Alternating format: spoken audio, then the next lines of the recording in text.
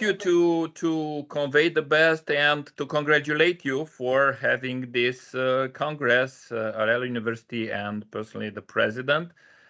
Also, please accept my apologize for not being able to enter at the due time. Actually, I just reached the hotel at the moment that you were closing the session. But fortunately, if you can hear me, I can step in and try to introduce you my work related to the Russian war of aggression and the perspectives of the wider Black Sea region, which is focused on a methodology related to future studies and to prospective studies. That is a methodology that we've introduced, myself and my colleagues at the Conflict Prevention and Early Warning Center some 10 years, 12 years ago.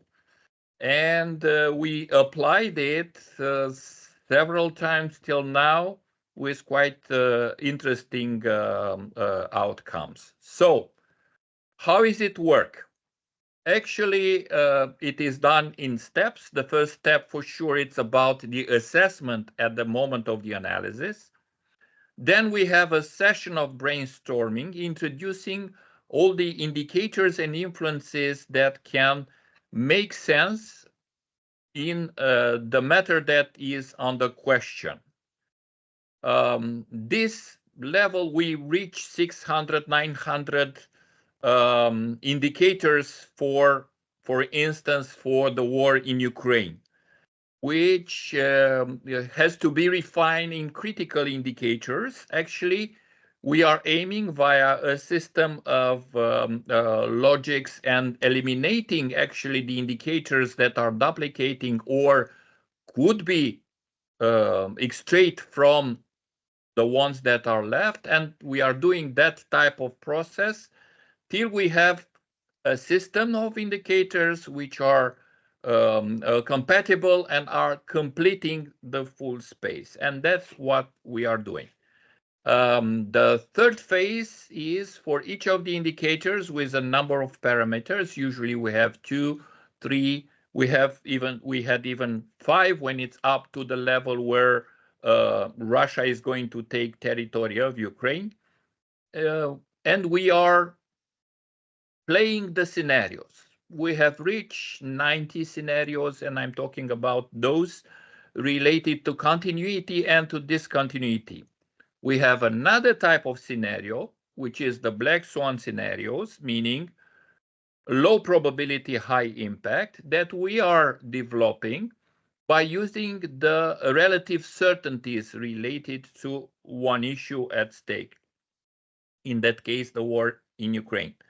So by taking a relative certainty, meaning a proposition that would be acceptable for the quasi-majority of any researchers, we are building up scenarios that are contradicting that in such a way that we are avoiding the strategic surprise for a decision maker, which will use those scenarios.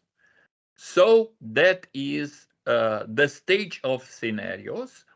For sure, for this presentation and this article, I just chose to present to you the worst case, the best case, the most probable case. Once again, it is done via the relative certainty of the involved specialists and a black swan event, a black swan scenario. So that is the way that the article is shaped. And for those matters, we begin by putting together for the assessment, if you want, the 3+1 condition for defining the perspective of a large-scale, long-term, high-intensity war of aggression of Russia in Ukraine. So we have resilience of Ukraine, which has 2 layers. The military one, people being in the first line and maintaining, and secondly, the population, because the population is supporting the wars and the costs, and it's also contributing via the mobilizations to the reserves and to the effort. The second condition is related to the resilience of the West, which fulfills financial, military capabilities, political will, ammunition, and production, because we already know the level of consumption in such a war. The third condition is related to the capacity of maintaining the front line, of avoiding actually a domino fall from the front line. And the plus one, if you want, the fourth condition is Russia. Putin's ability to maintain the vertical of power, to maintain the support for the war from his group and from the population. We have an aspirational endgame that we all have heard it. It is present in all the documents, which goes with three conditions. Russia should lose, Ukraine should win, Russia should pay, and all the states, individuals, and companies who are assisting Russia for avoiding sanctions should pay. For sure, it is aspirational. Once again, it has nothing to do with the reality that you will see in the evolution. And for sure, we are also considering at this stage of the assessment the fact that the definitions of victory of the two sides are in incompatibility. In the case of Ukraine, is regaining, and the official West for sure, is regaining the full territory within the recognized international borders, versus on the other side, we have at least a landlocked Ukraine with a puppet government in Kiev. Now, we've used the methodology, and actually we reached the system of critical indicators that I'm going to present to you. The first one is the possibility at the global level of an emerging of a conflict, US versus China, or due to a Chinese war on Taiwan. This type of indicator can emerge at the mid level because we are considering three time frames: short term 6 to 12 months, mid term 3 to 5 years, long term 10 to 15 years. Our methodology does not allow to go further, even though we have a number of states who are already making, including my own, by the way, who's doing prospective studies till 2040. So on the mid term, for sure long term, this could be an indicator. If there is at the global level this emerging war or exchange of military exchanges of fire between US and China, which will drive away a number of resources at the global level. The second one is relating to direct attack or hybrid attack below Article 5 at the level of the Black Sea or Baltic Sea against one of the NATO EU states. The functioning of the mechanism of continuing financing support for the war at the NATO level on the long run, if it is possible or not. These are indicators with at least those two values, yes and no. Political support, production capacity, delivery in terms of energy and transportation. For Ukraine, the indicators are the stability reforms, EU opening accession to negotiation, the will to fight, and the societal cohesion, confidence and resilience. And in the case of Russia, sure, we have Putin in charge of the vertical of power, Putinism supporting for the war if ever we have a succession on the mid or on the long term, and economic, military, social support for the war. And here we have for sure a number of scenarios for prospective evolutions, and I select the best case scenario, which from the point of view of Ukraine and the West would be that Ukraine wins the war, It would be not the first time, but actually the fifth time when a nuclear state loses a conventional regional war. And the time frame estimated for that possibility is a time frame of 5 to 7 years, so actually mid to long term, when Ukraine would be able, if ever, to reach that best case scenario. The worst case scenario is a war in Europe. So actually, Russia arrives at the NATO eastern border. It has a landlocked and isolated Ukraine somewhere in the northwest of the country. It has done a change of the government, so it has a puppet pro-Russian regime.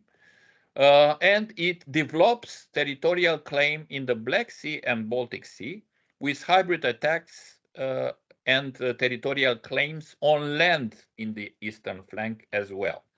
So in those conditions, the worst case scenario will be to engage in a war with NATO, which is rated in the mid and long term. For sure, we are considering Trump and isolationism from at the White House, and China launching its war for reintegration with Taiwan, splitting U.S. resources. At the same time, we are considering possibility of a nuclear tactical or theater bomb used in Ukraine. As you know, it is a possibility just to have an affirmation. We also have drafted the most probable case, the war of attrition, but at the same time boots on the ground of the West on Ukraine, which consists of the following. Ukraine resists on the short term, losing territory step by step, then a domino effect and retreat on the other side of the Dnipro River. Challenges to NATO of direct military attack, hybrid and below Article 5 threshold. The use of a nuclear tactical bomb on the ground and the consequence of Russia's suspension from the Security Council or a form of isolation. NATO soldiers with boots on the ground needed in order to maintain the line of contacts. Attempts for a big bargain in Ukraine at the expenses of territorial de facto losses versus a kind of NATO accession or security guarantees for the remaining Ukraine. US moving to less support, military and financially, on the mid-run. And EU who stops the support for the lack of resources or other priorities on the long run. Succession of Putin to Putinism, but with a continuity of war where actually the conditions of the most probable scenario that we've developed. For sure, we have looked at 3 black swan scenarios. Trump cutting a deal, territory versus NATO accession and guarantee for the remaining Ukraine, and that to be done on the short term. Putin loss of power, natural or by the change from the inside, and the end of the war by its successors, and Zelensky losing power and credibility and forced out to cut an unacceptable deal and then to being deposed. That would be my presentation at this point. We are also on the way of writing down the article, which will be delivered in due time. Once again, thank you very much for accepting me, even though I exceeded the original program. And I hope that at least you could hear me. Thank you very much. You're welcome, Professor. Thank you. Do you have any questions? No? Oh, yes. Do you have any questions? Yes. Yeah, okay. Yes. First of all, Professor Julian, thank you both very much for your briefing and for your joining in our team, in the Congress Scientific and Advisory Committee. You are one of our team members. Thank you for this accepting our invitation. I know you actually from one of the congress in Istanbul again. I think we have joined, I mean, a friend that is the Mehdiyev or Erkan Mehdiyev from the Azerbaijan. And that was up again, the Black Sea, military built up in the Black Sea and something else after the 2014 Russian annexation of the Crimea, that was an international conference. You attended that. I was the moderator of one of the sessions. Thank you very much. Thank you for yes, remembering this. That one, and you presented a good paper again. That is a very good paper. The second paper I heard. So thank you very much for this. Actually, for your scenarios, one of them, if I hear correctly, that is the war of attrition. I mean, the Yes. longer and maybe the longest war of Europe for many years. If that is the scenario, I wonder if the Europe and in general, and particularly Romania and some other the neighboring state of the Ukraine, like the Poland, are resilient enough to support Ukraine for the war of aggression? Or how do you assess the resilience of the Europe in general for the longer war? That is my first question. And the second one allow me to answer to that question if it's possible. Okay, good. Okay. So first, I have my opinion on that, but that you have to accept it's speculation. I will answer to you, but it's my opinion. What we've done was to play all the scenarios in order to avoid to miss one or to face strategic surprise. The fact that that scenario proved to be the most probable is also a result of the fact that that it was actually unanimous, if you want, or in any case, an acceptance that those elements there in the scenarios are the most credible for everybody around. It doesn't mean that that scenario will happen. I just proposed you 4 scenarios. There are some 90 of them, and with the black swan events on the short, mid, and long term, 120 in the study. Each and every one of it could happen. Now I'm coming back to your question on the substance, and I'm going to comment it according to what I know and to my positions and former position as advisor to the president, advisor to the prime minister. So in that conditions, I can tell you that at least in the eastern flank, the support for the mid-term going to long-term is there.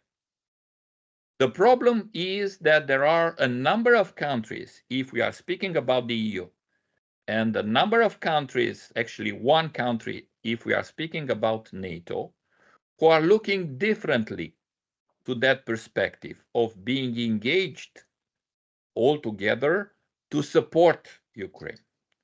But the fact and the if you want, the most important argument is that it is easier to support Ukraine to keep as much as possible the contact line away from our territory than to move and to defend on the borders of our own countries. I think it is one point that even Russia would not be very happy, because anytime if we are arriving to have the defenses at the border between NATO EU and Russia's control area, the possibility for escalation is enormous. It's already there in some places. We've seen some attempts, and you know very well Minister of Defense of Russia, who proposed a revision of the border, of the maritime border of the Baltic Sea, with some consequences. Then it retreated for revision. And for, as Maria Zakharova told us, the spokesperson of the Russian Minister of Foreign Affairs, for a clarification.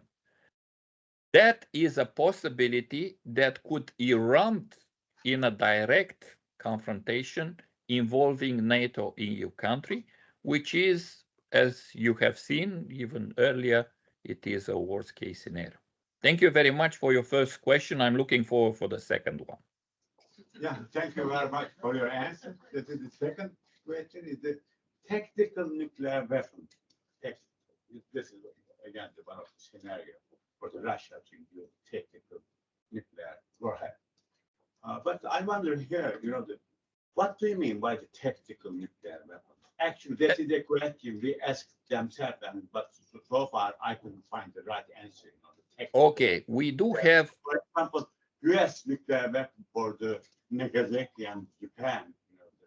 The technical, that was nuclear weapon, that destroyed 200 or 100,000 people. So I think in the Russian hands, there is no smaller the nuclear warhead than the that's the meaning.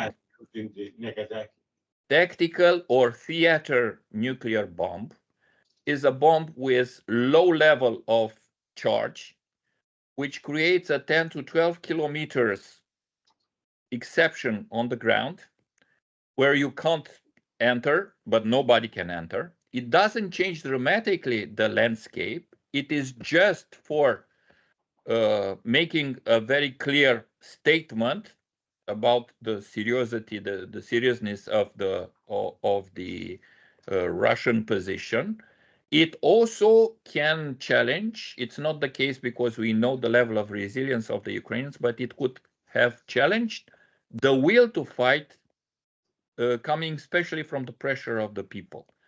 We do have inside, I don't have now with me to actually send you to that, but we already have this discussion, and the documents, the strategic documents in Russian Federation were beginning with the strategic weaponry put aside.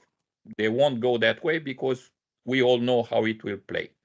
But related to the technical and sub-tactical theater nuclear weapons, it is considered acceptable and non-escalatory, which means that there is a full range of people, including one that has been just nominated advisor to the Russian president, Sergei Karaganov. We all know about him, we all read about him, who came with that idea. But actually that idea is not new. It is already in the documents of the Russian Federation. So we cannot rule out the possibility of such an use. Moreover, the presence in all the speeches, in all the statements of the current fifth term president Putin of these references to nuclear weapons are showing that the probability of such an use is quite important. And if China has been present, including publicly, to challenge this, to tell the Russians not to do it, they've done it in 2022 when Russia was on the back foot. Now they came again with the same reference, not to use nuclear weapon. If that is not observed by Russia, we will be in a very awkward situation about the isolation of Russia. And that these are the rationales behind and the meanings behind our scenario. If that weapon will be used, we will have a type of isolation of Russia because nobody would ever like to team up if already China has warned that direction. Thank you. Professor William, thank you very much. Okay. Anyone else? Thank you, Mr. Professor Chiyoku Diwan. for your very valuable contributions. And now we continue the second part of that conference as a military threat perceptions of states in the Black Sea region and the Balkans. And now here is also another speakers. I think the first one is Ibn Lika. I'll leave the presentation. Yes, I'm open. Okay. Where shall I pass the talk? If you please, I can. Biraz böyle koyar mısın? Yes. İşte bu tarafa doğru. You can come here. I can come.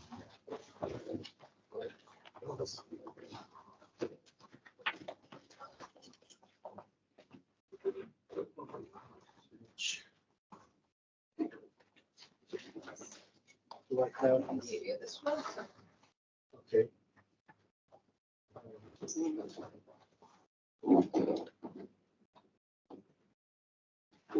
How many minutes do I have?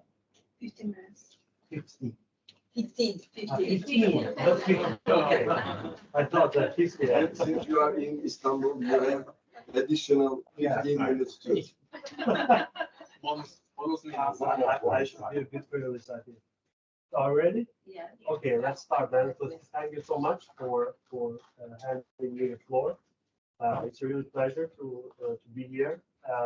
What I'll be talking about today is about the threat perceptions that one of the Black Sea littoral states, Bulgaria, has developed after Russia's full-scale, after Russia's full-scale invasion of Ukraine.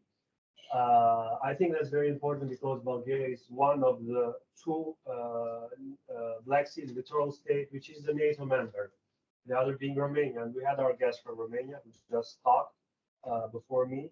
So I think I'm going to present something also interesting on Bulgaria. Before that, I'm going to share some basic facts on the situation in the Black Sea after the end of the Cold War, because I think that's important for us to somehow understand what we are dealing with. So this a map, not only of the Black Sea, but of the greater Black Sea region, actually, which involves also the countries bordering the Black Sea littoral states. So Black Sea littoral states are actually literally 6 countries: Turkey, Bulgaria, Romania, Ukraine, the Russian Federation, and Georgia, which has the shortest Black Sea coastline. Well, when we talk about the greater Black Sea region, we also might include Moldova, which does not have a Black Sea coastline, Armenia, Azerbaijan, the 2 other Caucasian republics, right? So we can also include that. Now, the major point, I'm going to count to those regions which are painted in yellow and in pink. I think our guests, especially from Ukraine, know what I'm talking about.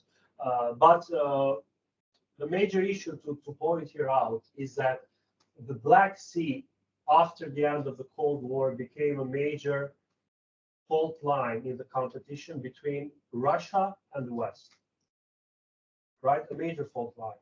Even though, unfortunately, it's not seen still as a priority by the US administration and NATO because of other strategic imperatives, as I'm going to point out, it's a major fault line in the competition between the US and Russia after the end of the Cold War.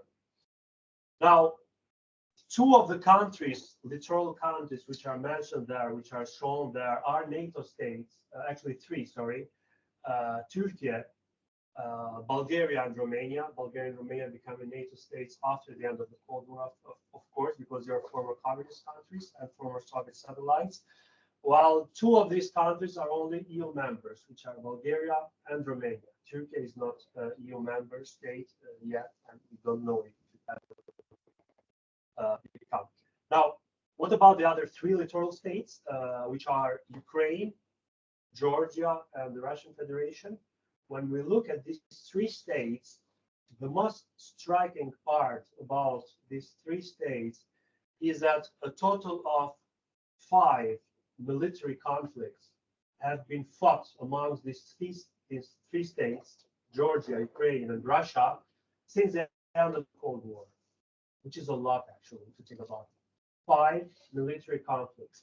Now, which are those military conflicts? I'm going to enumerate those in the next slide, which are here. If we start chronologically, they are mentioned chronologically. The Georgian Civil War, first of all, 1991, 1993, which pitted the anti-communist nationalist Georgian leaders Ziad Gamsakhudia against the former, Soviet-era politician Edward Shevardnadze, which was also the last Soviet foreign minister, which was, of course, loyal to Moscow, and which Moscow supported in waging a coup against Gamsakhudia in much the same way that Moscow supported Heydar Aliyev in Azerbaijan in the coup against Abulfaz Elchibey.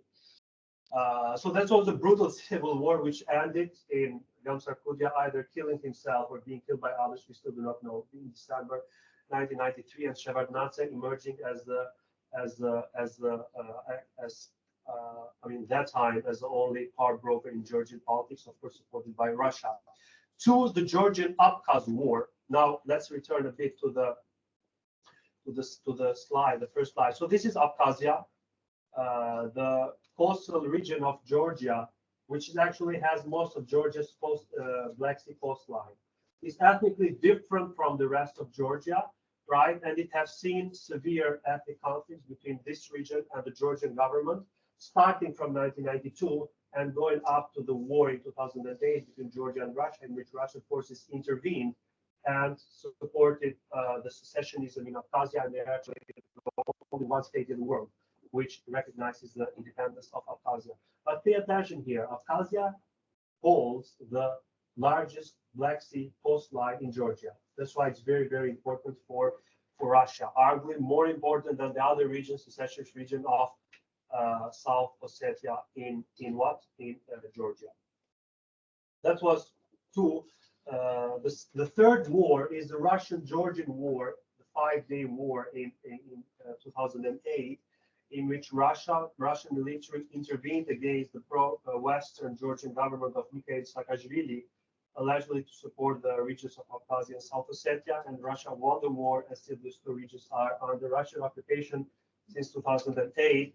And the fourth and fifth war, which are also the most well-known, is the Russia's annexation of Crimea in 2014 and its incitement of separatist rebellions in Luhansk and Donetsk in eastern Ukraine.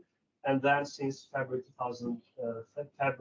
24, 2022, is the Russian full-scale invasion of Ukraine.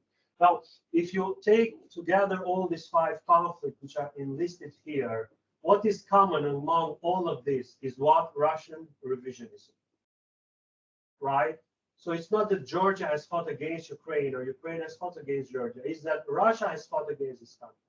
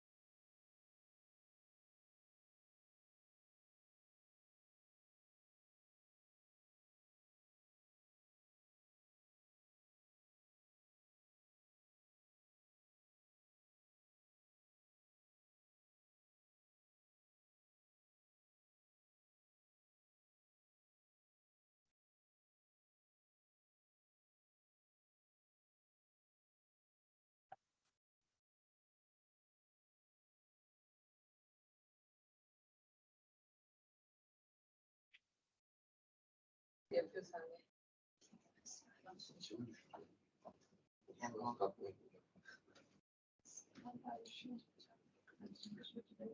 Sanırım bir internet gidip geldi.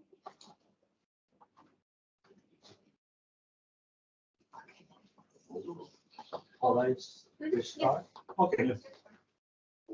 Okay, so what's important to point out that I mean this region of Abkhazia, which actually constitutes almost 2/3 of the Georgian Black Sea coastline, has since 2008 been and still is under Russian occupation, unfortunately, right? And almost 1/5 of Georgian territory, if we take together Abkhazia and South Ossetia, is still under Russian occupation.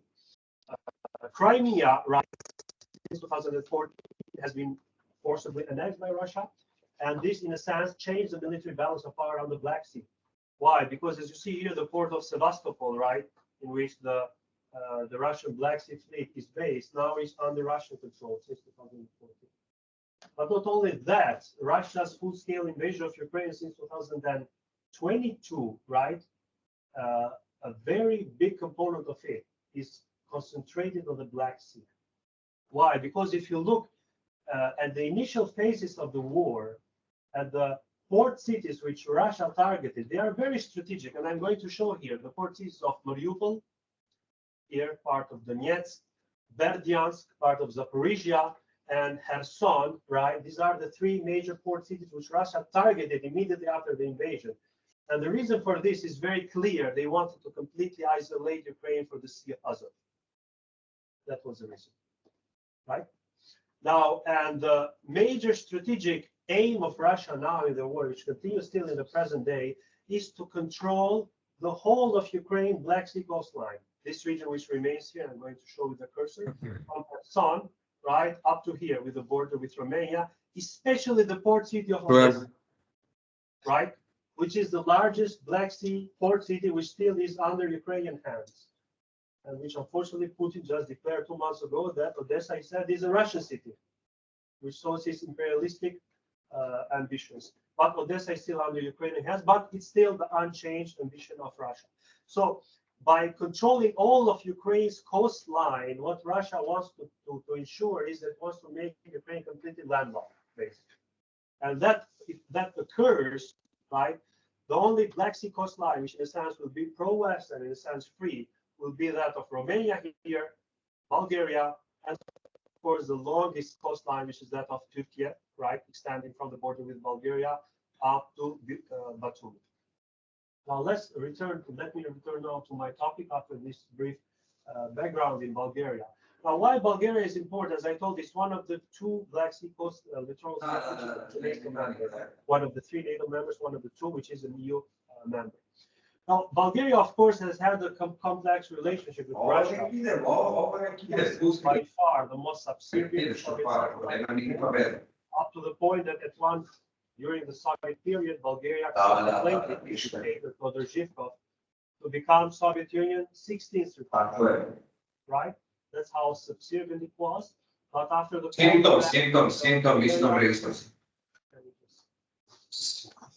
Ναι, samo simptome kide. I posterior ovaj divide. So it's like this one. Yeah. Someone is speaking. They are closing right now.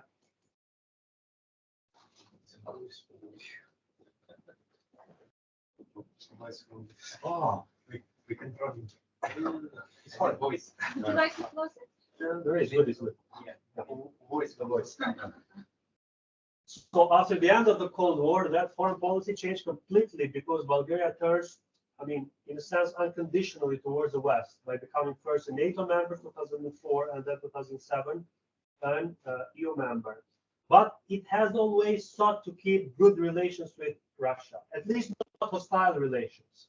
Right? That's very important. And in a sense, Bulgaria, even after Russia's annexation of Crimea, it still sought good relations with Russia. And in, I said in a policy which I guess was a bit surprising, then Bulgarian Prime Minister Boyko Borisov actually canceled or objected to a Romanian proposal to establish a NATO Black Sea Fleet, a regional kind of flotilla, in 2016, 2 years after the Russia's annexation of Crimea.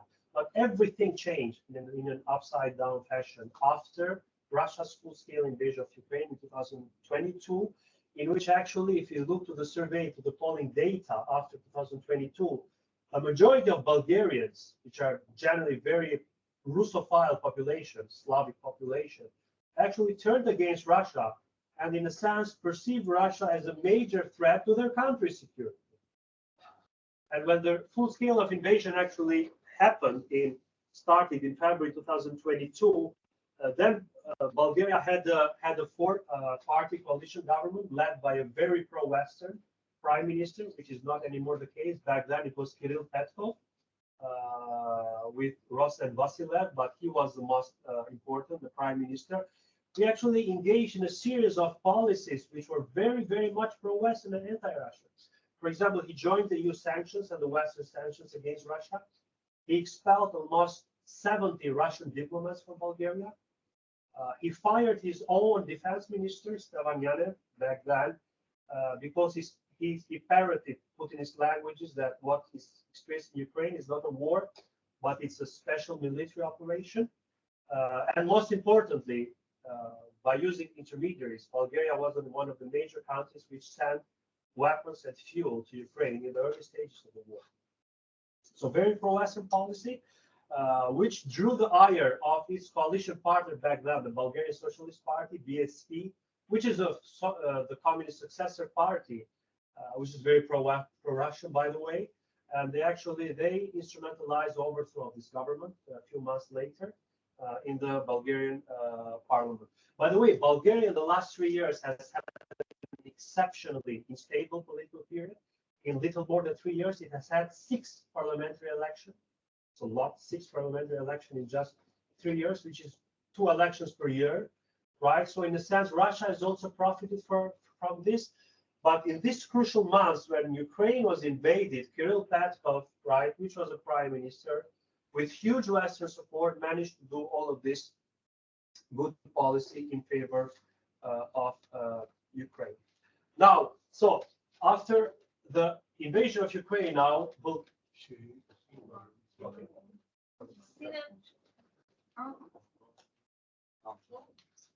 Değil kapatsınlar. Kıyma da mı? Tabii tabii. Sağa doğru. Pasaport. Büyük ihtimal. Liman herhalde. Su akıtımız. Evet hocam. Akreditasyon belgeleri gitti. Saçmalama ölüyorum ben o zaman. Onun içine koydum. Okay. I'm almost done, so I'll just try to wrap up now. This is the only message that Yeah. you Someone watching From us. Russia. I should wrap From up. Russia. Yeah, I'm criticizing Russia. Russia control. You should stop. Thank you, Mr. Dika. No, I'm not yet done. Just yet 5 minutes. I'm not yet done. And the thunderstorm is going to come. No, we don't have. No. We might, but we. Okay. So, what I'm going to say, so Bulgaria perceives a very great threat from the Russian domination of the Black Sea after the invasion of Ukraine. Benim orada şey var. Arka tarafta şey var. Saksı. But other message are there. Thunderstorm or the lightning. I'm not sure about Stop. This is from the air conditioner, not from the gas.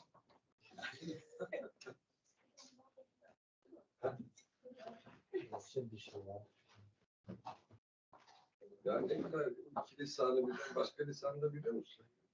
Çok güzel. Telaffuzların çok güzel ikisinde de yani. You know Italian? Of course, Italian Italian is like a very second language.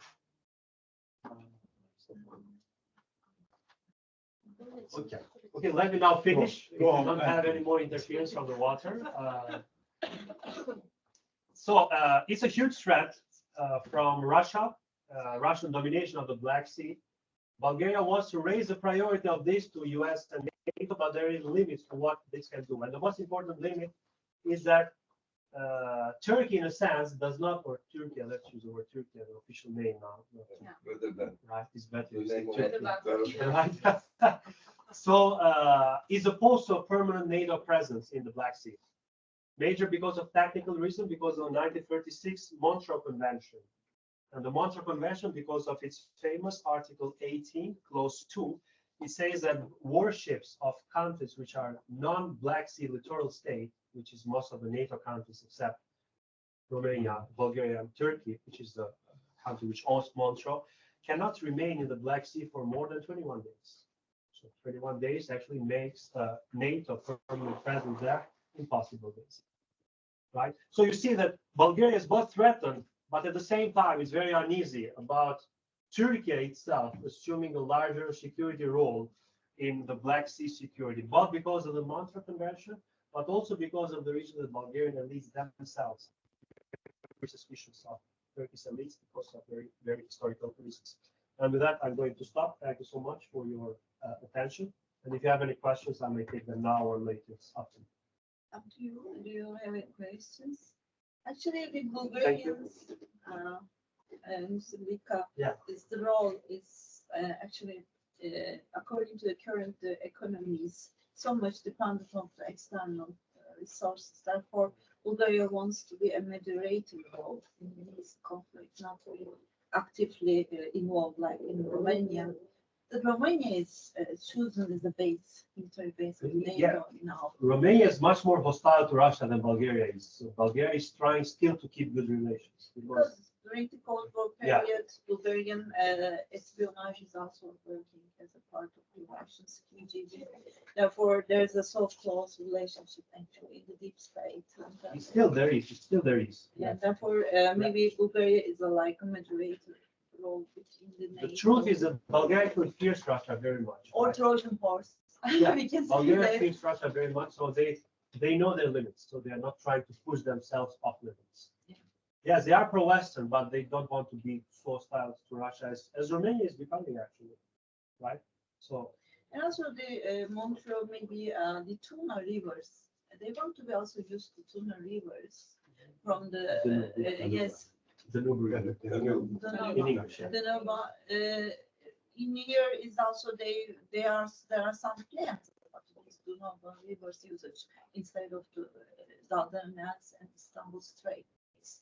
This is the alternative. They're ultimately they're developing, yeah, because they think that Turkey is very strictly upholding the Montreux. So they're not pleased with that, actually, to tell the truth. Neither Romania nor, of course, US is not pleased at all, but they cannot do anything actually, right? So the convention is there to stay, and they are trying to find ways to just to bypass it somehow.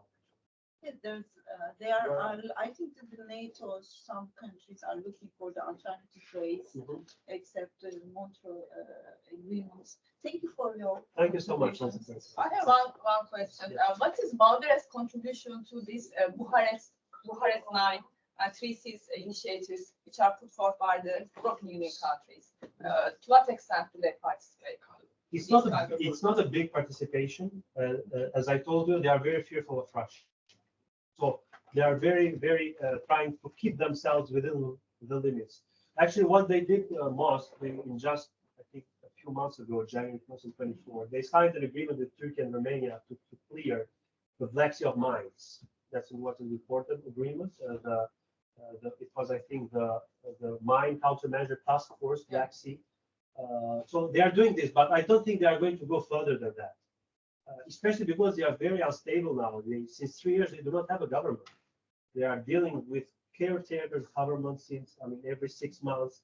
The only stable kind of Fidel Castro, that was all overthrown because it was perceived as very pro-Western by Russia. I think Mr. Chilian have questions about you. Thank you very much. If it is possible, I will step Can you in. raise the voice a bit? I cannot. Okay. I'm trying to raise my voice, my individual one, in order to. Yeah, is it okay now? Yeah, we can hear. Yeah. Good. So I would like to raise the question about the Montreux Convention, because actually it is quite awkward to have freedom of navigation operations in the Taiwan Strait and not in the Black Sea, where we have 3 NATO states. But the idea of, and we are completely respecting the position of our strategic partners, Turkey. But the idea in the Montreux Convention is that during war times where Turkey would be involved or some other littoral states would be involved, the entrance into the area is not permitted for the belligerent countries, not for the third countries.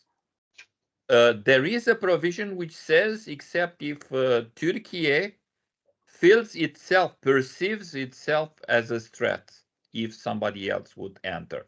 So I think that we are still in the interpretation mode, and maybe you could step in and tell me actually why that type of operations that we had for the freedom of navigation, actually NATO flotilla entering the area of the Black Sea and seeing a number of ports, if they don't involve Ukraine and Russia, could not happen. Do you have an explanation? Thank you for your question. Now the issue is that of course Montreux and these clauses are very much open to interpretation, as you said. That's very important to mention. But it's also a question of how Turkey interprets them. So are we dealing with a strict interpretation or a flexible one? Now, many diplomats, especially from Romania, as I'm aware, argue that Turkey can adopt a more flexible interpretation of the clauses. But there are also one who argue that Turkey actually is not doing it. It's very strict in its interpretation, right? So they are critical of this, right? Now, Turkey actually now, if we're going to talk about these conditions, defines what is occurring in Ukraine as a war. There is no doubt on that. So it's a situation of war in which Turkey is not belligerent.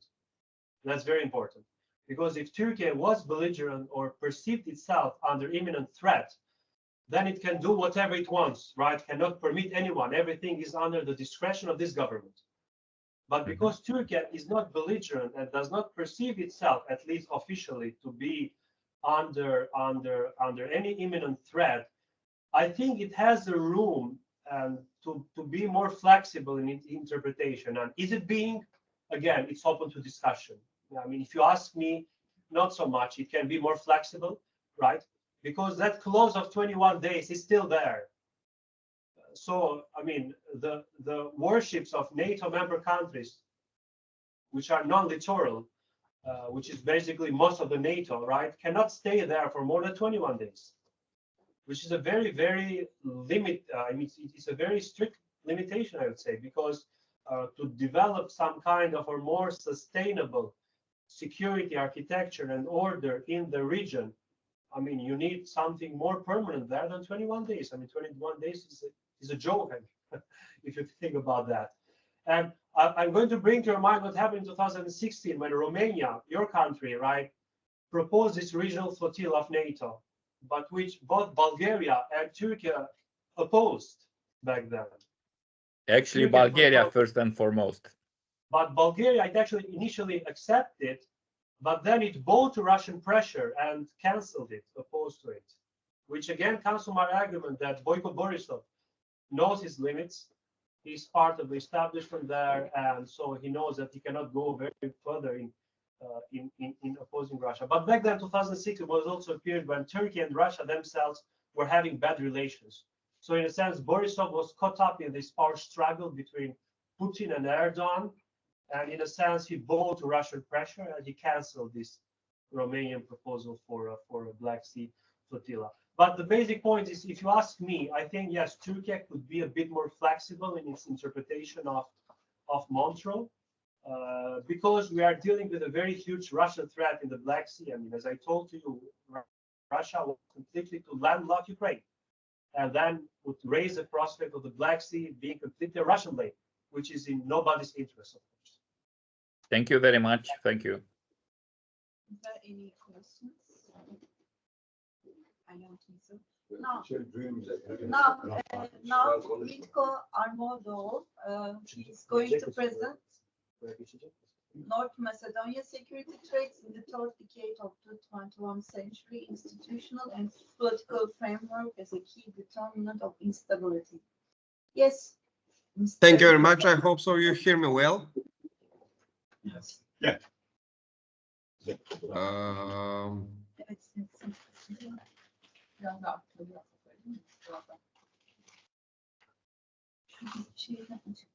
Okay, the topic of my research is North Macedonia's security threats in the third decade of 21st century. Institutional and political framework as a key Sorry, could you determinant. speak a little bit louder because we have a voice problem here, so it's a little bit difficult to hear you. Okay, now you can hear me? Yes, that's right. Okay, so the title of my research is North Macedonia Security Threat in the Third Decade of 21st Century, Institutional and Political Framework as a Key Determinant of Instability. If the main security threats and risks to North Macedonia during their last decade of 20th and first decade of 21st century were preservation of the territorial integrity, bearing in mind the civil wars at the post-Yugoslav area, as well as the conflict between the so-called Albanian rebels and Macedonian military forces in 2001, the security mosaic of this state has changed substantially in the last 10 years, and it will have consequences also in the process of understanding the security risks and threats in the upcoming period. In fact, the main thesis of this paper is, through analytical methods, to prove that North Macedonia is not facing anymore with so-called external security threats and risks, but internal one. If we try hypothetically to isolate the Ukrainian war and its potential for wider conflict to the European continent, as well as ongoing consequences of this conflict in the case of North Macedonia, we will find out that this state is facing with internal challenges that are producing security threats and risks which are endangering the sustainability of the state from different aspects. If we list corruption at all level and political clientelism, in fact, we will find out the key reasons that lead to the creation of internal security threats and risks, because above mentioned phenomena lead North Macedonia to following threats, as those are long-term political crisis, weak, inefficient, and ineffective institutions, massive immigration of working able citizens, and continuous economic crisis. In fact, pervasive corruption has brought North Macedonia to the level of captured state. All resources, including political, economic, social, natural, are subject of the corruption between political elite and narrow economic elite, which is at the same time closely connected to politicians. Such circumstances are undermining institutional framework of the state, which is, in the context of employees, weak to oppose with the political and economic elite. Because while political elite acts against the institutional framework and rule of law, at the same time, those politicians are threatening to the public institutions' employees in the context of losing their jobs. Such conditions have influenced a huge number of working, able, qualified, and political independent population of North Macedonia to migrate, no matter of their ethnic and religious affiliation, to emigrate because the state is not ready neither to create suitable working conditions, provide the quality of life which is the focus of the new generations. At the same time, such conditions have created constant crisis within the political framework of the state, which is manifested through frequent election cycles, through appointing irrelevant heads of the institutions, which also leads to the point of weak institutions, unable to face real domestic, regional, and international challenges, as it was COVID pandemic, as it is now energetic crisis, inflation rate, as well as migration on the Balkan route, which still is a substantial issue from the security as well as economic point of view for small and unstable states as it is North Macedonia. From the other point, weak institutions are also additionally determining weak economic performance because of the domestic risks and threats we have mentioned. It is almost impossible in the context of North Macedonia to be attractive for foreign investors if you are facing with such huge and substantial internal challenges, including the fact that it is a state which is also not rich in the context of national resources. And at the end, through the analysis of internal challenges, including the assessment for North Macedonia given by relevant domestic, regional, and international organizations, in the paper we are going to list the ongoing challenges which is facing this state to try to explain their influence in the upcoming period, to provide explanation how such challenges, including imported one, will influence to the substantiability of the state, and at the end to provide recommendations for overcoming such circumstances in practice on domestic, regional, and international levels. Thank you very much. Complete. Do you have any questions? I have a question actually. What do you think the recent elections, the parliamentary elections and the presidential elections in North Macedonia, and now we have Bimro government again, and the president, the head of the state also from that party. So to what extent can it affect the situation, the internal situation in North Macedonia, between Macedonians and the Albanians, and also the country's relations with Greece and Bulgaria? Because the president, I think, didn't use the term North Macedonia. She used the term Republic of Macedonia. But can it change anything in the country? I think the economic situation, if we look back through the history of the independent North Macedonia, we can see when the ruling party was VMRO DPMNE, the North Macedonia is stating listing better economic performances. When we're talking about the effectivity in the context of economy between the VMRO DPMNE from one side and the Social Democrats from the other side. When we're talking about the Euro integration process, there will not be any changes at all, because the relations towards the European Union will stay the same. From one side, Brussels is not interested for fast EU enlargement process, no matter whether we are talking about Western Balkans or we are talking about North Macedonia. From the other side, the regional issues, and it is ongoing issue with Bulgaria related to ethnicity, the nationality, the Macedonian language, and other will still determine and condition the EU path of North Macedonia. I think the North Macedonia will not face with the freezing of the process, although elected new president of North Macedonia has used the previous constitutional name Republic of Macedonia instead of North Macedonia.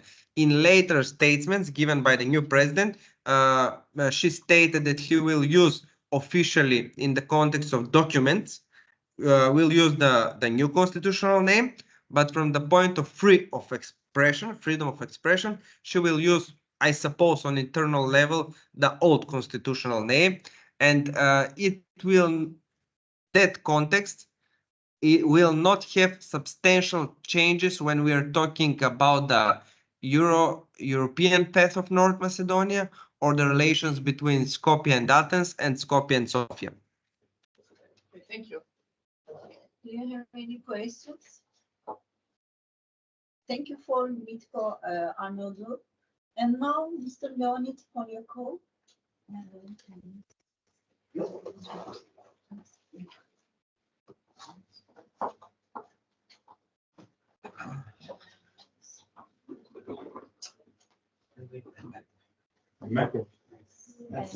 Yeah. Yes. Yok hocam. Bize yansıtacaksınız ekranı. Açıyorum. Orta. Ofisin içi değil de hani biliyorum. Okay.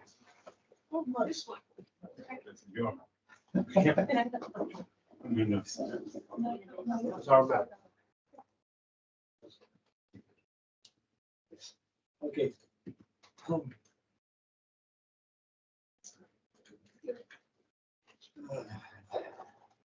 The topic of my presentation today is from three pillars to three variables.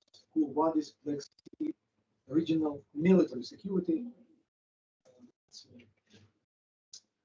specific title reflecting not just my military background, but also my 30 years of history of dealing with Black Sea security, military security, which now probably at the third critical turning point after the end of the Cold War. If we consider the end of the Cold War when Soviet Union collapsed, for the period of about 10 plus years, experts and observers were talking about security vacuum in the Black Sea. Then after 9/11, for a bit less than 10 years, universally people were talking about non-military threats dominating in the Black Sea area, terrorism, trafficking of people, drugs, arms, and other stuff. And since 2014 and more so after 2022, what we have next turning point again. Why? Because until that moment, until 2014, for instance, actually till 2008, when Russia invaded Georgia,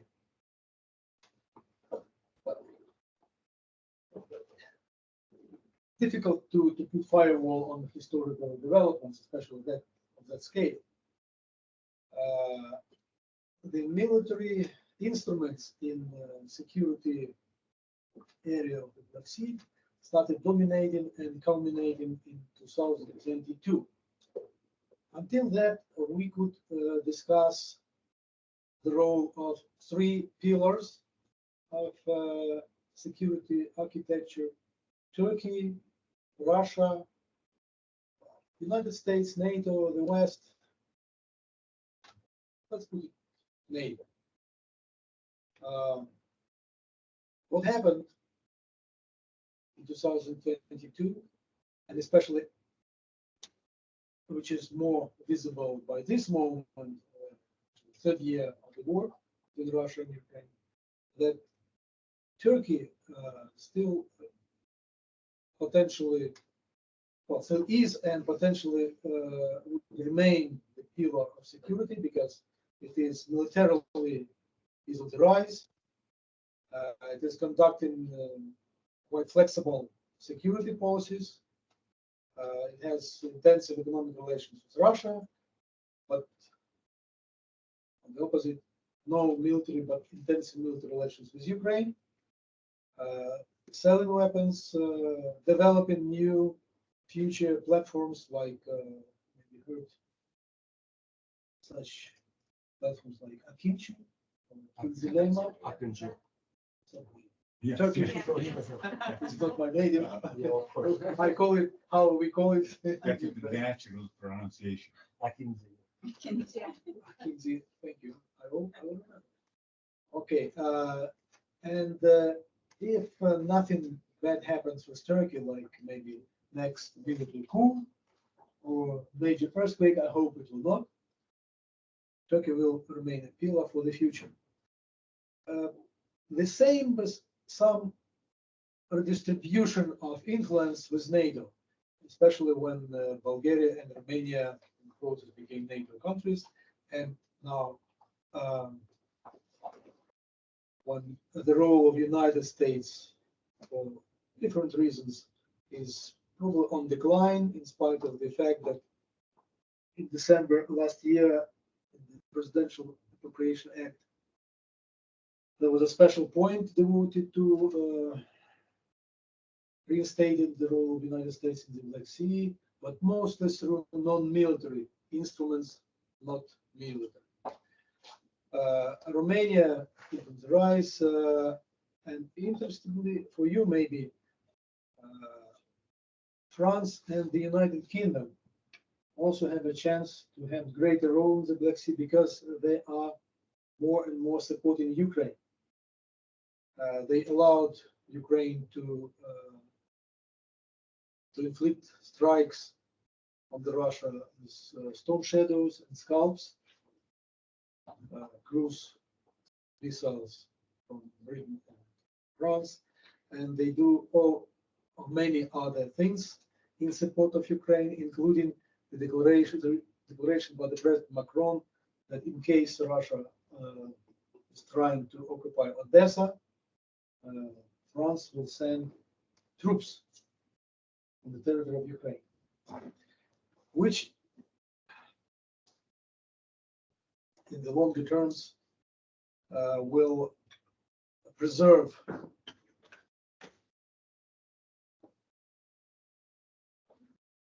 the role of the West, primarily as NATO, but also as European Union and the UK, which is not a European Union member anymore, as potentially another pillar of the Black Sea security. However, with regard to Russia, I suggested in the title of my presentation, and Ukraine will have three variables. Under variables, I mean three probable scenarios where the Crimean Peninsula will be at the background of future development, depending on who will be in control of Crimea. For instance, let's start with kind of status quo when Russia is still in control. Probably in case the war is turning into frozen conflict and no victor, Russia will immediately interpret it as a victory for its own population because they captured and preserved a certain part of Ukraine. And there are specific problems with Russia. One of those was already mentioned as a kind of revisionist, and I will in military terms call it expansionist policies. Maybe you heard, but didn't pay much attention to historical imperial Russian claims that Constantinople or Tsargrad must be a Russian city because of the source of religious orthodoxy, and also for Russian military because of control over the straits, which Russians do not like. Actually, we know it. Catherine II, they tried to actually capture the city, but then they convinced the Austrians, Habsburgs, but then the French Revolution took place, and Austrians backed off. Next to French Revolution, maybe. In their plans and in their dreams, they did it many times, and they still do it. They call it the third Rome. Yes. Yep. Another problem which is not often taken into account is more kind of military, psychologically specific and related to their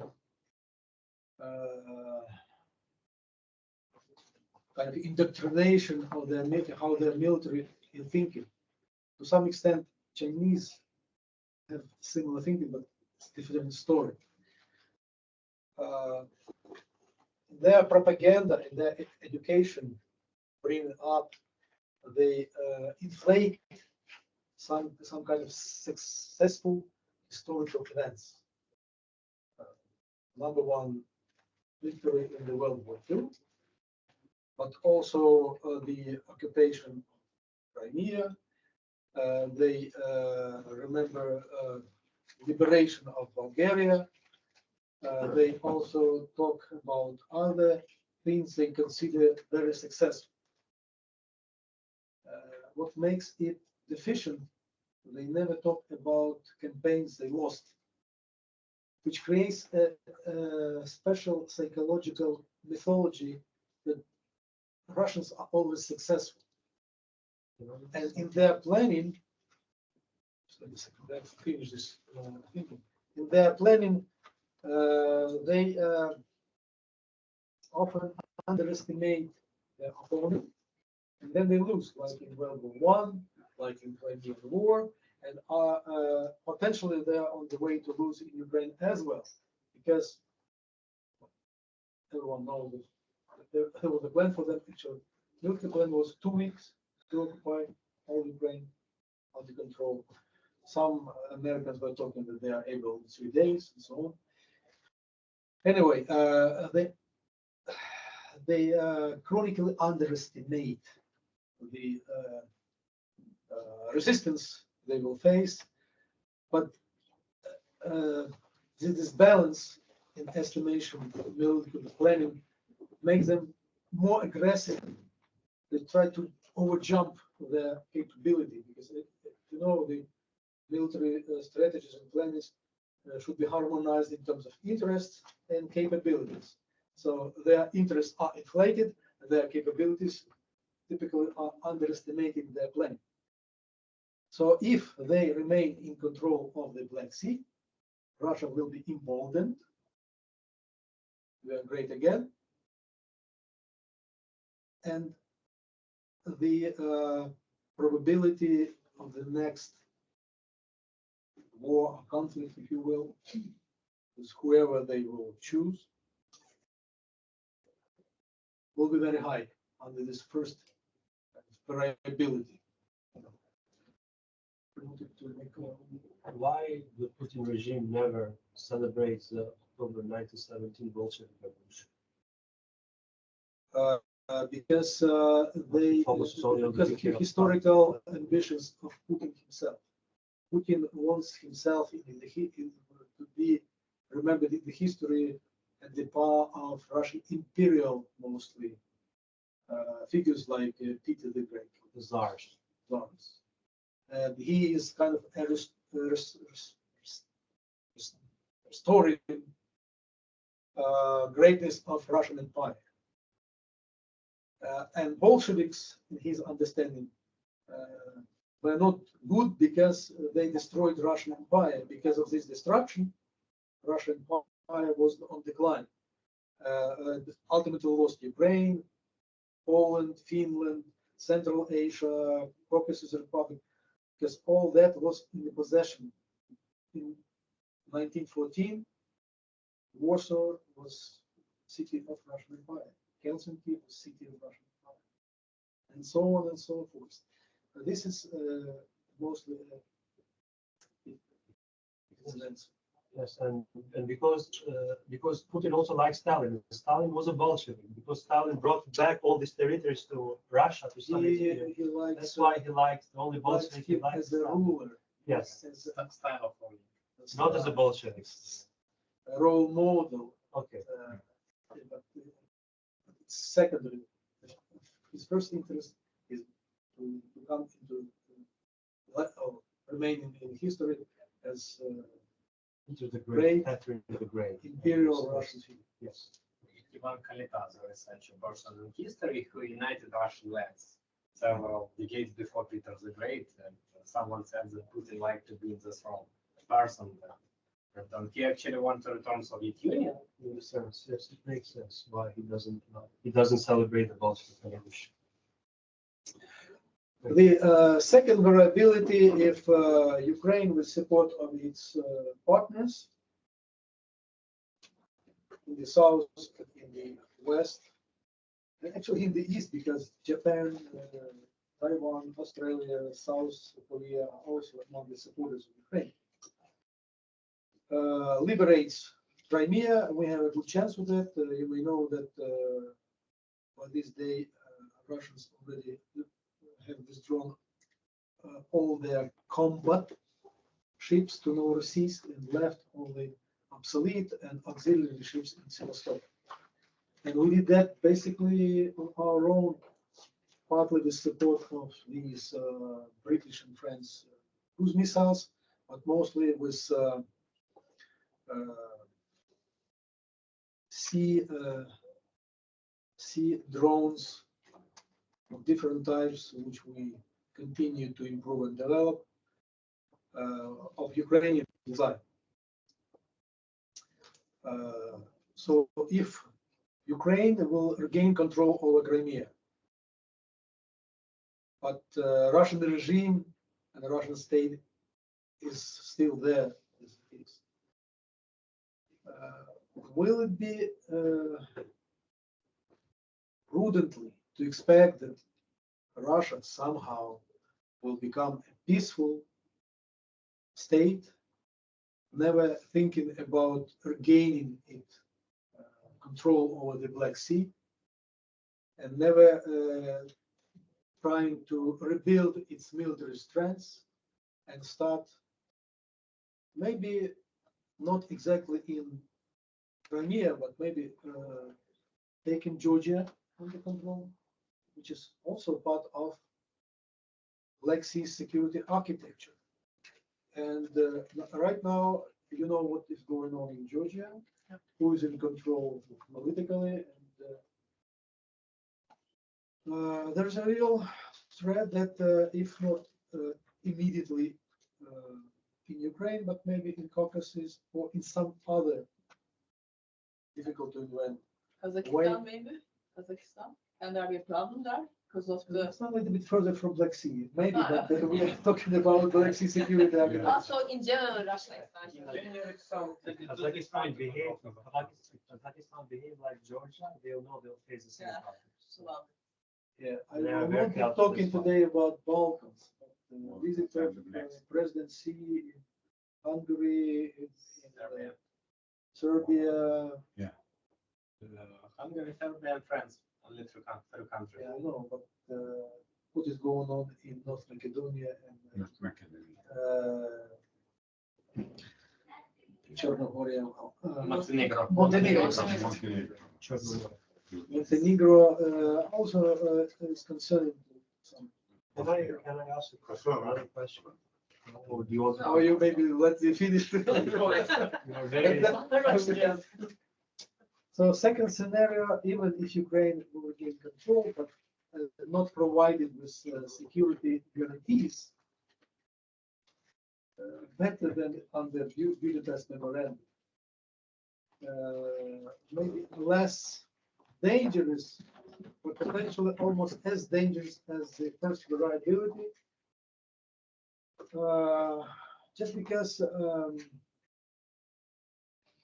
there is another probability that China will continue supporting Russia. If Iran becomes nuclear, it will be concern not only for Turkey, but for Ukraine as well, because of cooperation between Iran and Russia. And having much higher defense industrial capabilities than Ukraine and Turkey as well. If United States becomes too much isolationist and Europe is too sleepy again, then the probability of another war is just a matter of time. The way out, if Ukraine is not, in this case, member of NATO, then there should be some kind of arrangement of, for instance, either on bilateral or multilateral basis between, let's say, Ukraine and Romania, Ukraine and Turkey, Ukraine and United Kingdom, who else, of stationing of troops on the peacekeeping or humanitarian, whatever condition, but station of foreign troops in Ukraine. Otherwise, the next temptation for Russia to invade Ukraine, which is the matter of time. The third probability, which is less likely, unfortunately, at the moment, but much better than the first and second, if Ukraine becomes member of NATO, receives nuclear umbrella, boots on the ground from any either mentioned or some other NATO countries, and NATO become a really dominating power in the Black Sea, similar to Baltic Sea. Baltic Sea is now NATO. Like, if Black Sea, whether it coincides with Turkish interest or not, I'm just noting things subject to change. But in this such scenario, Ukraine is in control of Black Sea, and member of NATO is the positive scenario, and provides for a long time stability and peaceful development of the region. Whatever is going into Russia, whether Russia remains peace or collapses, doesn't matter. So in conclusion, the recipe is simple. Let's cooperate, let's invite Ukraine to NATO, and we will have peace and security in the region. Well, in more details, I will put it in my article, just because some presenters mentioned my arguments.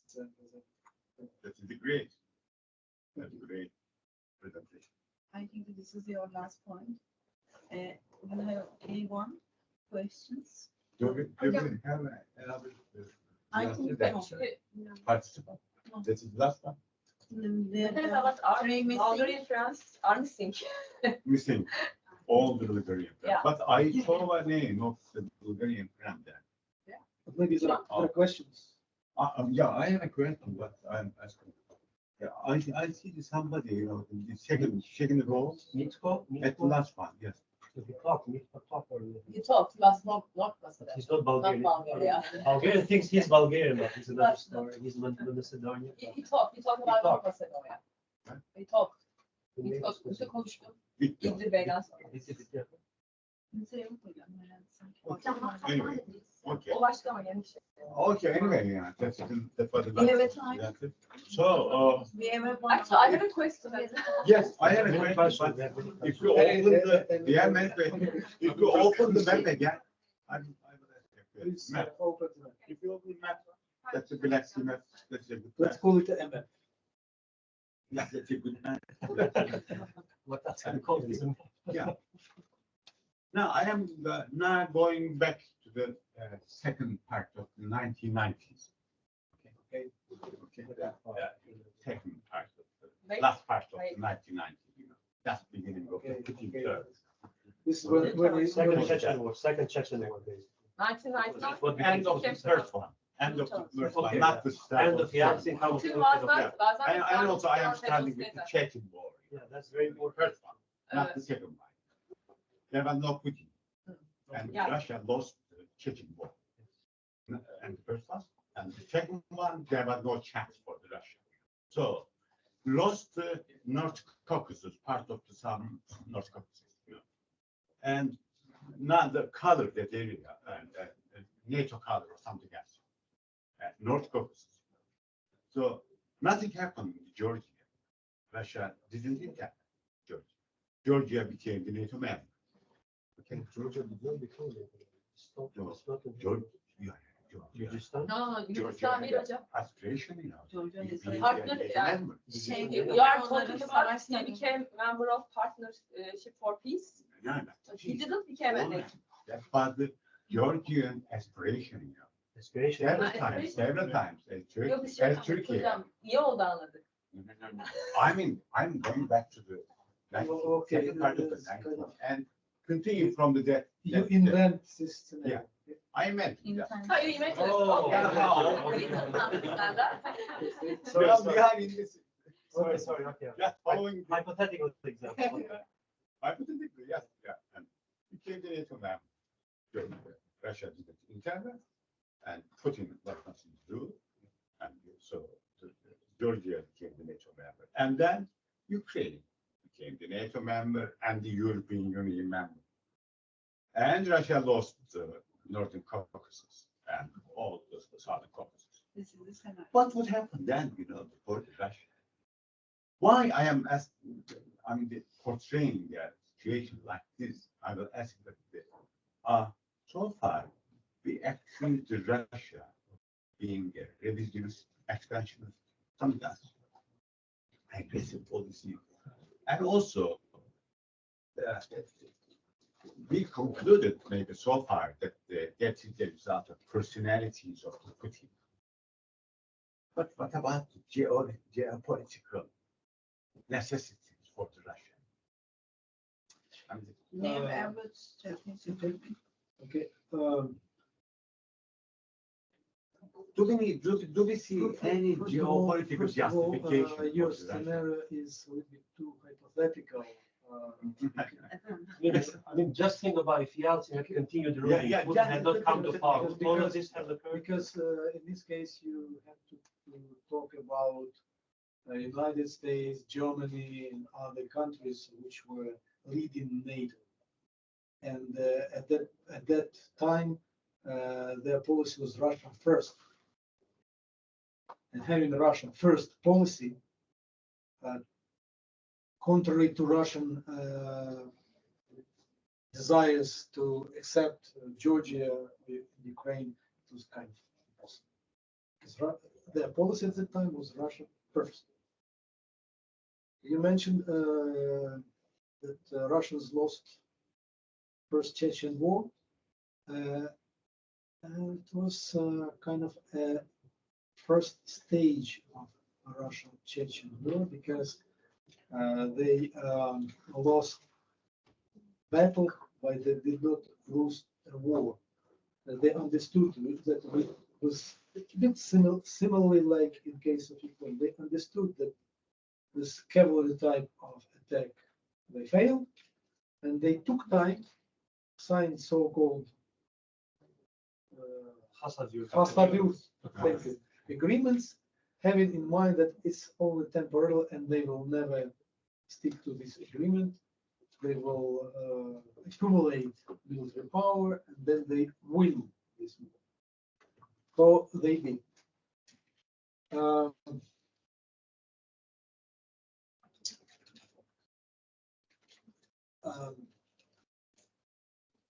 The analytical business is producing more or less good results only in case when analytics and his masters who listen to him or her are capable to accept not only things they want to hear, but also things they don't want to hear, but there is a precondition for the negative scenario. The problem is Russia and its authoritarian regimes historically, partly I mentioned. Because of this strict, inflexible type of rule, at some point, they are prone to make mistakes after mistakes. And on one hand, on the other hand, in order to keep all these people, many people under control, they need something which will unite them and keep them together. And the only thing, as many empires learn, the only thing which may unite almost everyone is to point to the threat coming from the storms. So time and again, Russian politics is centered around the external threats. The rest of the world want to capture Russia, take away resources, enslave people, and so on. And this adage is still alive. And the second major point to their politics, by developing this narrative scenario,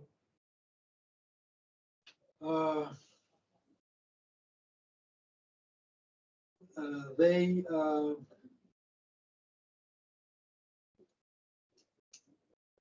in combination of the type of the regime the balance between the good news and bad news slowly but steadily is shifting toward the good news acceptable to the ruler. And once the ruler accepts only good news, this ruler surrounds himself, case of Catherine II, maybe, herself, here, talk about male, people who deliver only good news. And those people who try to warn about the dire consequences of turning from ideology towards real planning, real wars, rulers do not hear, because before Russia invaded Ukraine in 2022, at least two prominent military thinkers in Russia openly stated, don't do that. One is General Ivashov, maybe you heard his name, and another is Colonel Khodaryonok, who now became joined the team of ideological propaganda anchors. Sometimes they use him a little bit sober voice on Russian TV just to balance all those crazy propagandists. Journalists like Solovyov, Skarbeyeva, Kiselyov, and others who completely turned from normal people to propaganda instruments. So, is it? It was. I apologize. It was not easy to answer. Yes. Difficult question in simple words. Yeah. Some things do not have simple answers because they are multidimensional. Yeah, I can understand. Thank you very much for your elaboration. I I don't have also the answer to those questions. We can build such scenario. But I believe that some I was sorry. certain. We were maybe you noticed I was smiling when you said about the period second half of 90s, because the second half of 90s it was my first time as analyst to start dealing with relations between Ukraine and Turkey, assessments, data collection, and so on. So, Yeah. Really, it's not so easy to answer both type of question, because I have also difficulty to answer. But I believe that some of the Russian action, we can call it aggressive, offensive, but I believe some of them are defensive. no, Yes, let's say those. yes and no. No. Defending the Offensive. empire, for instance. Let's imagine Georgia is NATO member, but as Zbigniew Brzezinski once professed, without Ukraine, Russia is not an empire. If Russia occupies Ukraine with all its, at that time, almost 50 million population, with missile factories still almost running, with shipbuilding yards at that time could have produced aircraft carriers we sold to China. And so at that time, can you imagine how Russia became Big one. aggressive or not? Peaceful? No. Yeah. But maybe you know, I'm sure you know that the Russian It's a nature military, of the regime. yeah, Nature. Russian military strategy, main strategy, active defense, active defense, active for defense. That's the reason. So they offenses in the defensive geopolitical circumstances or the last. Oh, okay, yeah. Again, I am saying that it is not so easy to answer. For their psyche, it's humiliating to think that no one needs Russia. Yeah. They always try to persuade themselves that everyone looks at Russia for some reason, to invade or to capture something. It's a nature of their ideology. Yeah. For centuries. Yeah, I have a questions. Yeah. This is another scenario. This maybe you should take into the considerations. Any kind of the withdrawing US military from Europe, maybe due to the civil war or new leaders like Trump again, coming to Trump again. Maybe German Russia China axis. This is the new word. Many people say that China and Russia is a new polarity of that system, and of course this is also this is maybe the West, especially in Germany, a new leader would be cooperate with Russia again, and without the US or so weakness with the US. What will be next? Russia axis, Russia, China, and US, Germany axis. Okay. And the US. Very interesting question. Thank you.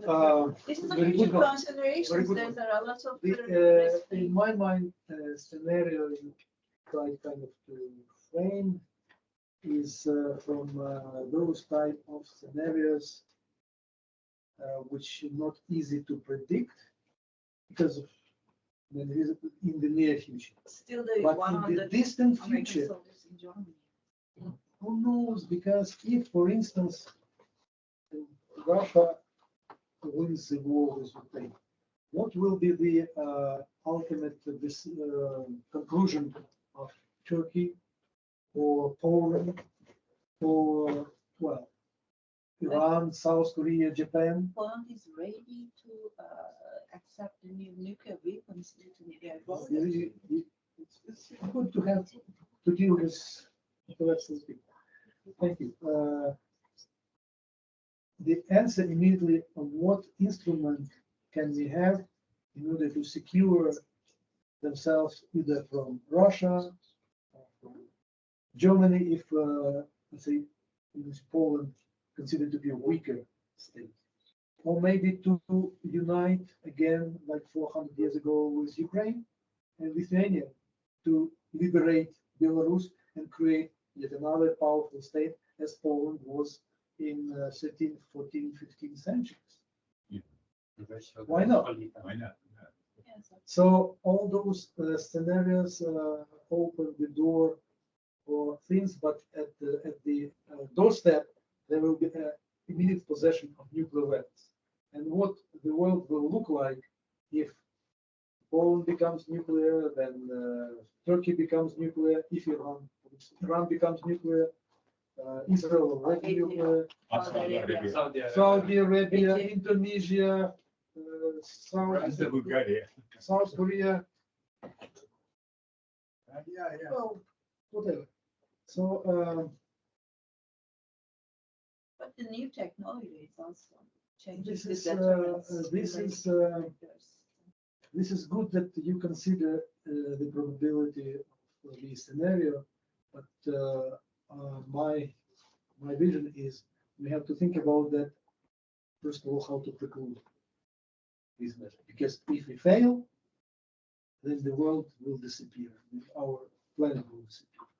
Because human brain is not catching the development of technologies. especially under the artificial intelligence. Special brain of those politicians. Some people sometimes elected. Yeah. Well, I hope that you try to protect your territorial integrity, especially after the Switzerland peace talking. I hope. Can I ask some two questions? One big one, As many a as small one, right? You have to ask a small question and then you ask your two big questions. So one, I have one big one, No, small. okay. But you have two questions. I have only one small question. In my view, United States support is very crucial for Ukraine. So I will cut it short. What will happen if Trump comes to power? And Trump has different ideas, He thinks that he can finish the war in Ukraine in a very, rapid way. What do you think about that? Trump is completely rejected. It's not a short question, I think. The answer may be long. the short answer will be like this. The short one. sure. Ukraine will survive. I cannot guarantee whether it will survive in what size and with what borders it will survive. Especially eastern part. And Black Sea will be Russian land in every sense of No, the word. we will preserve Odessa. Yeah. Russians will not be able to capture Yeah, Odessa. with Russia. Yeah, because the longer distance of front line from Russian natural borders, political borders, the more difficult for them to maintain logistics. Yes. And the more easy for us to destroy the logistics. So the liberation of Kherson, the liberation of territory near Kiev is just immediate justification for this type of thinking. And if even if Americans will not support us, but countries like Romania, for instance, probably will not want Russians to come close to their borders, as I mentioned. And in And Romania, they will share maybe a couple of Patriots with us, or some HIMARS artillery systems, or something else. Without USA, I don't know, the EU is not very strong. It's not very determined without the USA support. EU is not yet a military player, because when we say EU, we mostly equate it to France military and German defense, and German and France and Swedish defense industries, and many other countries, which can produce much more advanced weapons than Russians can.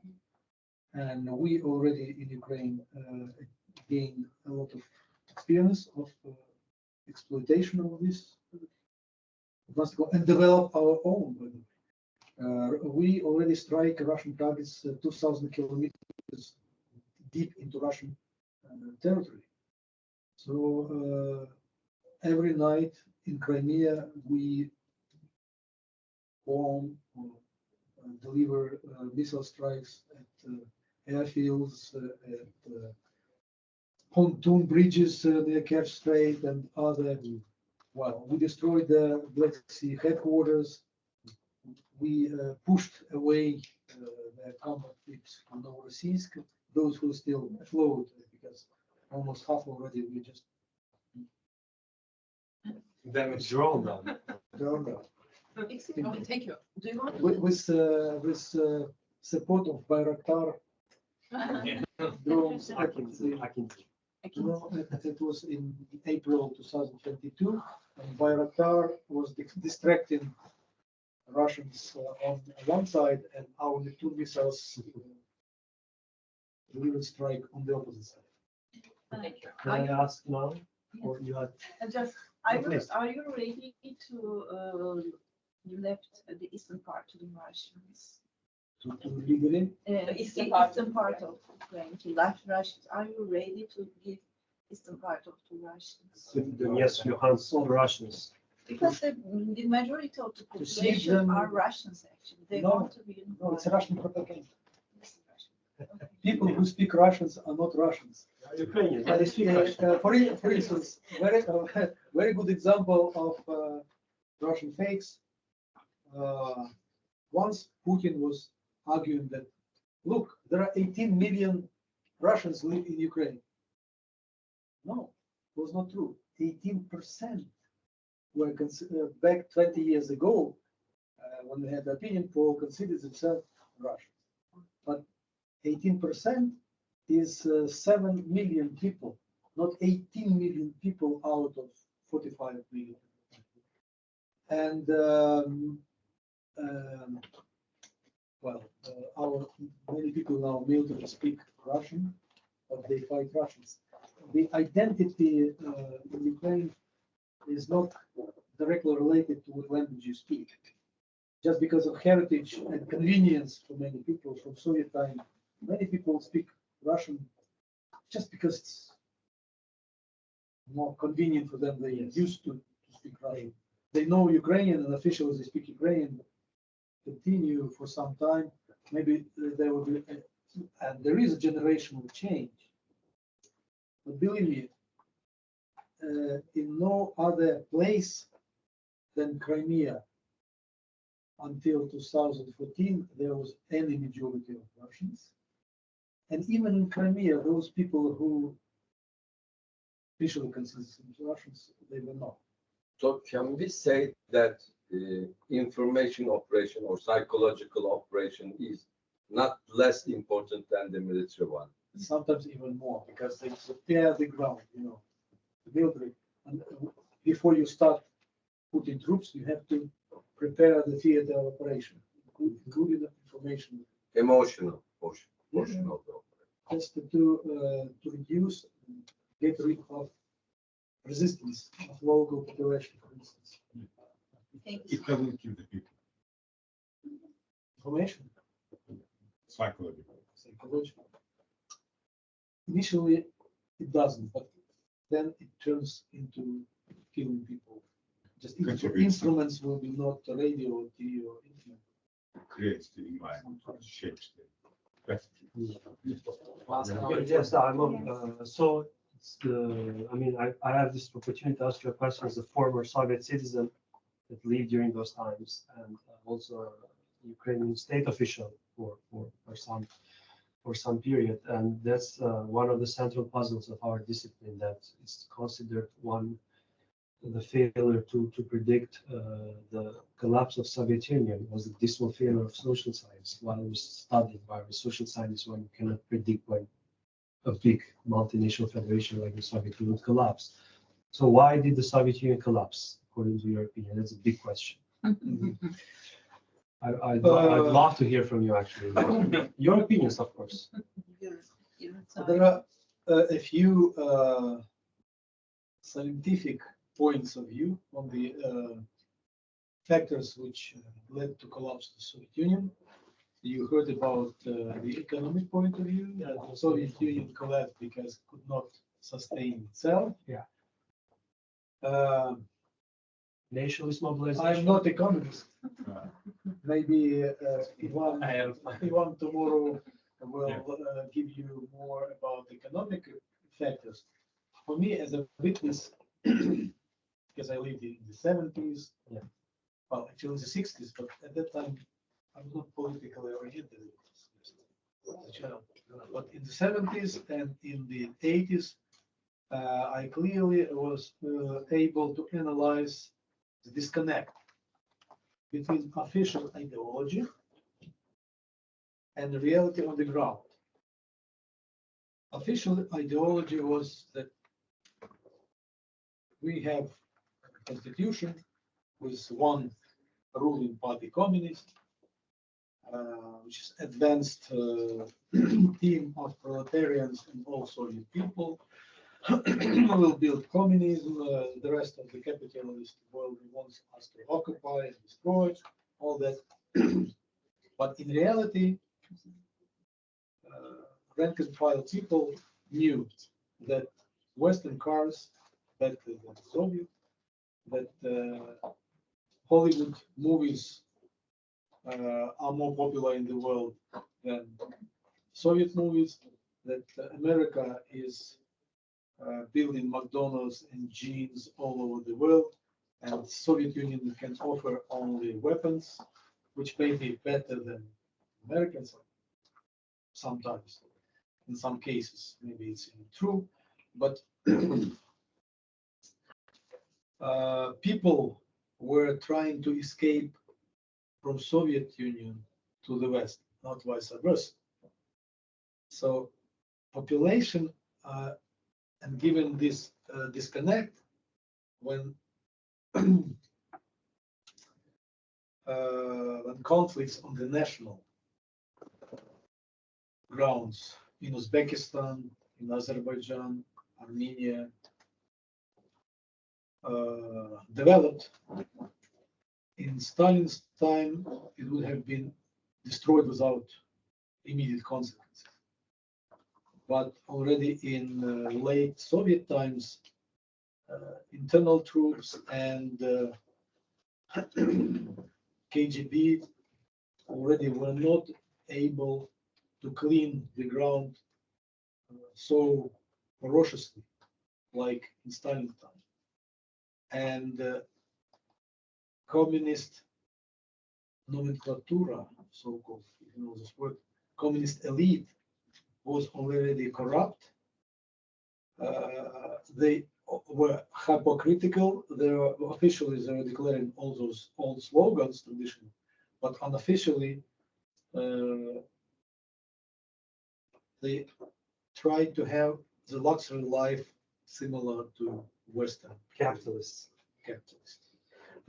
Their children typically were educated in foreign relations institute and were working in embassies, both in civilian and in military domains, because in military defense, especially in the 80s, 90s, in the Western countries were typically related with generals, field marshals, relatives.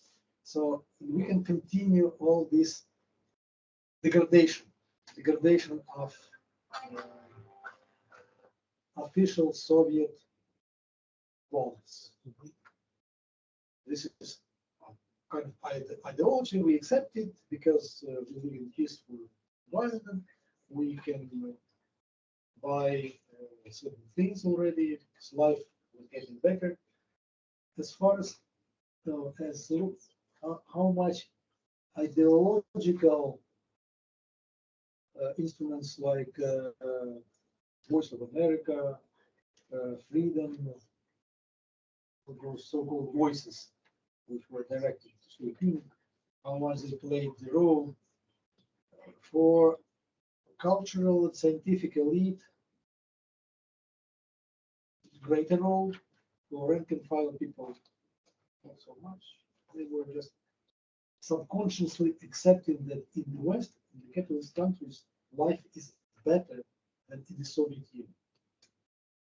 Cases when someone from America emigrated to Soviet Union were just 1, 2, 3, very, very few, very popularized. But in mass, people tried to escape the West. To continue this role, I think will not bring more value. I think already I answered the question. So the collapse, decline of ideology, which precipitated decline on security and people readiness to sacrifice themselves to save regime. Visible preference of Western type of life. Part of it was also Western propaganda, of course, but that at some point the Western propaganda became stronger than Soviet. That was supported economically. Actually, I want to add, in Ukraine, in Soviet Ukraine, it was a long-term leader, Vladimir Sherbitsky. This is my big boss. My father had a very good relationship with his son. And said that once he sat in his car, it was mid of 80s. Soviet Union was not near to its end, and it was Mercedes, and it was the US flag in the salon. And when my father said that you are the son of the main leader of the Ukraine, Soviet Ukraine, and you have American flag and Mercedes, and he said, doesn't matter. And as for me, it's an example of rotting of a line. Because children of Soviet line, they were Western oriented, and of course they don't need to be in Soviet Union because ideologically they was Western oriented. And then finally, probably tomorrow, they know about economy so played a very huge role. Thank you. So imperial ideology appeared to be surviving much better than Soviet communism. Maybe we can continue tomorrow. Maybe So it's together, the rest. so the role of China.